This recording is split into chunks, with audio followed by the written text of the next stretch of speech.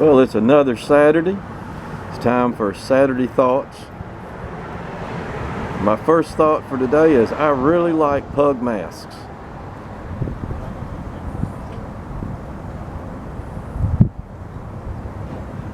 What do you think?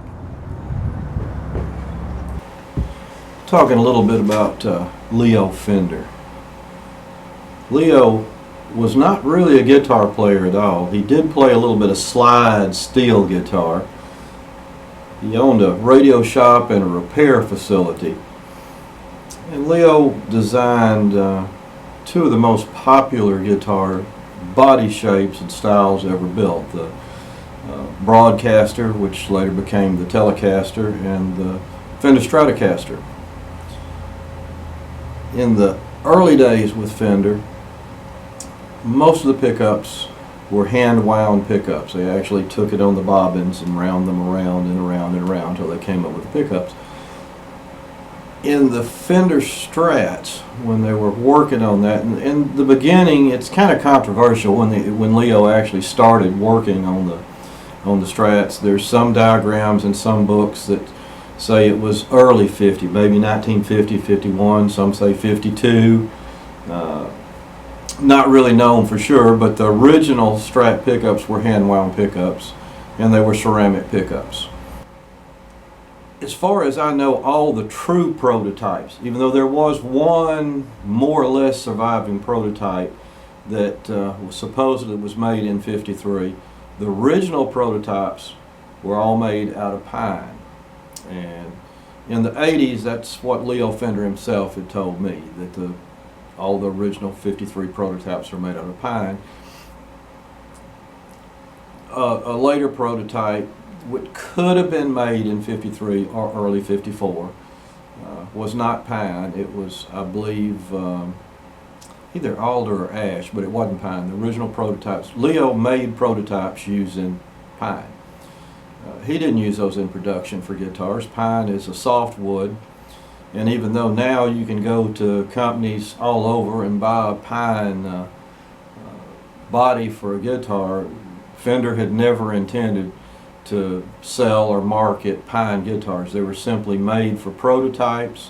One of the things that Mr. Fender did at that particular time was he would make a guitar, prototype it out. It would be in pine or possibly even some other softwoods, but mainly pine.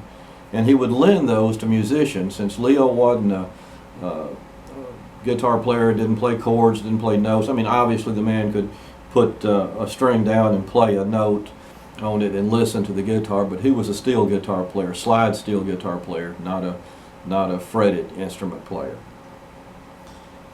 He would send out prototypes to the musicians in the area to play the guitars and give him feedback. One of the problems he was having on the Strat design was the tremolo. And again, you can read the story of Fender history. You can look at several books about Leo Fender and George Fullerton. There's information all over.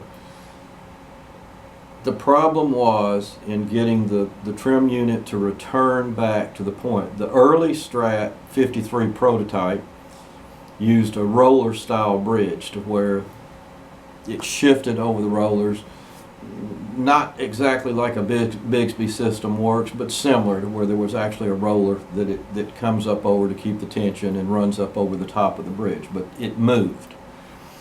Later designs, and again, if you look at Fender's story versus some of the other things that were around, it's a little controversial in the sense that Fender, they say, didn't realize that bridge had some of the problems that it had until after the prototypes were out. They had already geared up for production using that and figured out later on that it wasn't going to work. So they changed to what we think of more as the standard Strat bridge that's on the Strats now, if you buy one, even though there's two. There's the 2-point fulcrum bridge, and then there's the bridge that's bolted in using 6 screws across, I believe it's 6 screws across the back. The Strat purist can check me on that one. Got it right. Production went off a little later than what Fender himself wanted on the 54 model, and the first official Strat was a 1954 model. 53, there's a few people that claim that there is a 53 Strat still out there. Leo had said that they had come back in, and as he got them back in so that those guitars wouldn't get down to the public, they were destroyed. The bodies and the necks, even though pickups and switches and things could have been pulled off of it. And one of the 53s that's known, or that's claimed to be a 53, appears to have actual 53 hand-wound pickups in it, and has the pentameters and things from that particular area, even though the body on that guitar is not pine. And according to Leo, or when I talked to Leo in the 80s, he said those prototypes were all pine on prototypes, and that's what he used them for. He used soft woods to create prototypes that were not meant to be used for more than, maybe 5 or 6 months, and then they'd come back in, and then he'd make the actual guitars out of ash or alder wood. The conversations I had with Leo Fender were later on. He had gone through 3 companies, or maybe more than that, but 3 that I know of at that time. He had sold Fender, and he had created a company called Music Man, and then the final company that Fender had when he passed away was G&L Guitars, which was G&L was for George Fullerton, first part for George, and the second part of the name was for Leo Fender, and that was G&L.